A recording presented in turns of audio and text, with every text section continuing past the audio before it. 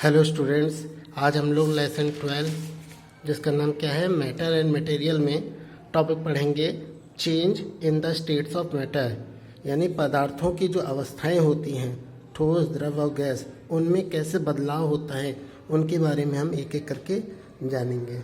ठीक है प्यारे बच्चों, जैसा कि हमें मालूम है कि जो मैटर होता है, पदार्थ होता है, ठीक है, वो उसकी तीन अवस्थाएं होती हैं, तीन स्टेट्स होती हैं। पहला सॉलिड, दूसरा लिक्विड, तीसरा गैस। ठीक है, तो मैटर जो है, पदार्थ जो है, वो can change from one state to another by the action of either heat और कोल्ड। तो ये जो पदार्थों की अलग अलग अवस्थाएं हैं, इनको हम एक स्टेट से दूसरी स्टेट में, यानी अगर सॉलिड में है तो उसे गैस में बदल सकते हैं, लिक्विड में बदल सकते हैं, अगर लिक्विड में है तो उसे गैस में बदल सकते हैं, या गैस है तो उसे लिक्विड में बदल सकते हैं, है ना।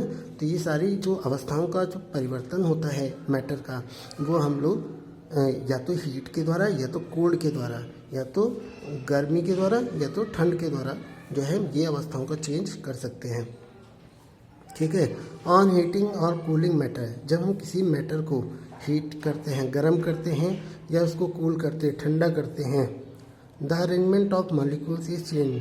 तो उस जब हम किसी भी मैटर को गर्म या ठंडा करते हैं तो वो जो मैटर के अंदर मॉलिक्यूल का अरेंजमेंट होता है, यानी उस मैटर के अंदर जो अणुओं का क्रम होता है, मतलब वो अरेंज होता है, व्यवस्थित होता है जिस तरीके से, उसमें भी बदलाव आता है। ठीक है, उस बदलाव के कारण ही वो एक अवस्था से दूसरी अवस्था में बदल जाती है। ठीक है, ए solid can change into A liquid on heating. एक सॉलिड जो है, एक जो ठोस है, वो लिक्विड में चेंज हो जाती है, बदल जाती है। कब? जब उसे गर्म किया जाता है।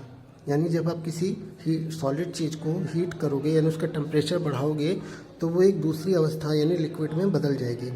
इस तरह से ये सॉलिड का लिक्विड में हीट के द्वारा बदलना है, इसको हम क्या कहते हैं? This process is called melting. इसको हम मेल्टिंग कहते हैं, पिघलना कहते हैं। When you heat a liquid for some time, अगर आप किसी हीट को, जैसे आपने सॉलिड को लिक्विड में बदल दिया, अगर आप इसी लिक्विड को थोड़ी देर तक और टेम्परेचर इसका बढ़ा के रखेंगे, मतलब इसको गर्म करेंगे, तो आप देखोगे वो उस लिक्विड जो है वो बॉयल करने लगता है, उबलने लगता है। ठीक है, और बॉइलिंग के कारण क्या होता है? Will result in evaporation. और ये जो उबलना होता है उसके कारण क्या होता है? एवेपरेशन की घटना होती है। ठीक है, यानी इवेपरेशन स्टार्ट हो जाता है, यानी लिक्विड जो है वो गैस में बदलना शुरू हो जाता है।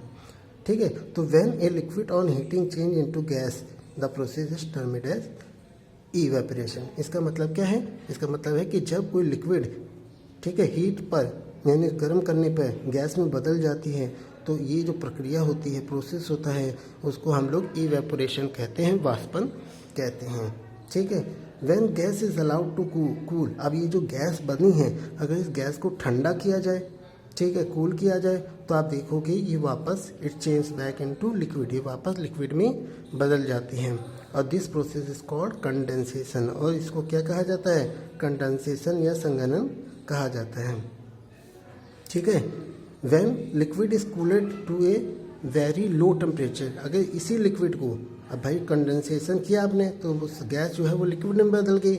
अब इसी लिक्विड को अगर आप और गर्म करो, मतलब और ठंडा करोगे, लो टेम्परेचर पे ले जाओगे, तो आप देखोगे it is converted into solid, तो वो सॉलिड में बदल जाएगी। और इसको क्या कहा जाता है? फ्रीजिंग कहा जाता है।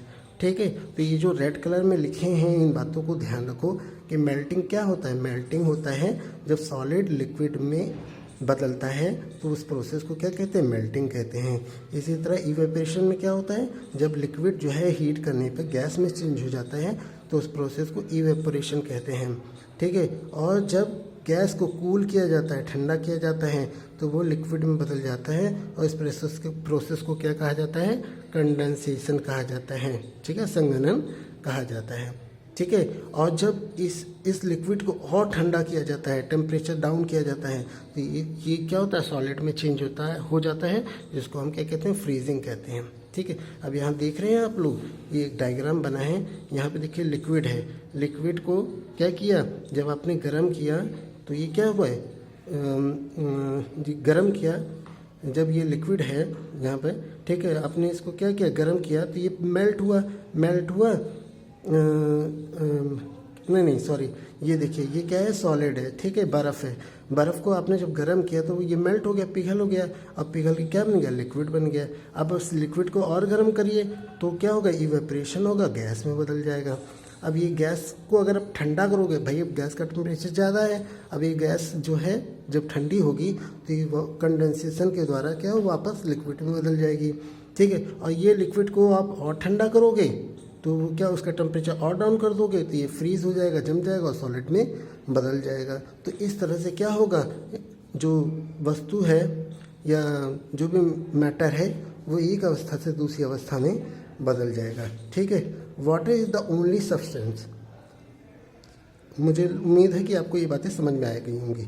अब ये जो वाटर है, आपने पानी देखा होगा, ये वाटर ही एक ऐसा ओनली सब्सटेंस है, पदार्थ है, जो प्रकृति में, नेचर में तीनों अवस्थाओं में पाया जाता है। यानी वो सॉलिड फॉर्म में भी पाया जाता है, लिक्विड में भी पाया जाता है और गैस में भी पाया जाता है। Water exist as liquid in river. अब ये जो पानी है इसको हम लोग रिवर, पॉन्ड, लेक या सी में वाटर के रूप में देखते हैं, ठीक है। As gas in the form of water vapour in the air. और हवा में हम लोग इसको वाटर वेपर के रूप में देखते हैं। As solid in the form of snow, ठीक है। और सॉलिड के रूप में हम जो है से बर्फ़ के रूप में देखते हैं, कहाँ पर, माउंटेन और ग्लेशियर पे, ठीक है। तो हमने क्या देखा, हमने देखा कि पानी जो है वो समुद्र में, झीलों में, तालाब में लिक्विड के रूप में है, ठीक है। और पहाड़ों पे और बर्फ़ के रूप, पहाड़ों और ग्लेशियर पे सॉलिड के रूप में है, ठीक है। Due to the heat of the sun. अब ये जो सन होता है, सन की जो हीट होती है, गर्मी होती है, उसके कारण जो वाटर है वो keep changing from one state to another, एक अवस्था से दूसरी अवस्था में बदलती है। अब भाई नदी में पानी है, हीट सूर्य की गर्मी से वो वेपर में बदल गया। वेपर जब ऊपर गया तो वहाँ सूर्य की रोशनी नहीं थी तो टेम्परेचर डाउन हो गया तो फिर वो लिक्विड में बदल गया, ठीक है। और टेम्परेचर डाउन होगा तो वो बर्फ़ में बदल जाएगा। तो इस तरह से प्यारे बच्चों हम लोगों ने देखा कि कोई भी मैटर हो उसकी अवस्थाएं एक दूसरे में चेंज हो सकती हैं, ठीक है। और इसी के बारे में हमने जाना और अलग अलग टर्म्स के बारे में समझा कि मेल्टिंग क्या होता है, इवेपोरेशन क्या होता है, कंडेंसेशन क्या होता है, फ्रीजिंग क्या होता है। और साथ में वाटर के एग्जाम्पल के माध्यम से, जो यहाँ पर है, वाटर के एग्जाम्पल के माध्यम से हमने देखा कि एक अवस्था दूसरी अवस्था में कैसे चेंज होती है। और चेंज करने का मेन कारण क्या है, बताया ना आपको, हीट और कोल्ड, ठीक है। जब हीट करते हो तो अवस्थाएं चेंज होती है, आप कोल्ड करते हो तो अवस्थाएं चेंज होती हैं। तो ये बातों को ध्यान रखिएगा। आज का वीडियो यहीं पे समाप्त होता है। नेक्स्ट वीडियो में हम लोग सॉल्यूट और सॉल्वेंट के बारे में, सॉल्यूट, सॉल्वेंट और सॉल्यूशन के बारे में पढ़ेंगे। बहुत बहुत धन्यवाद।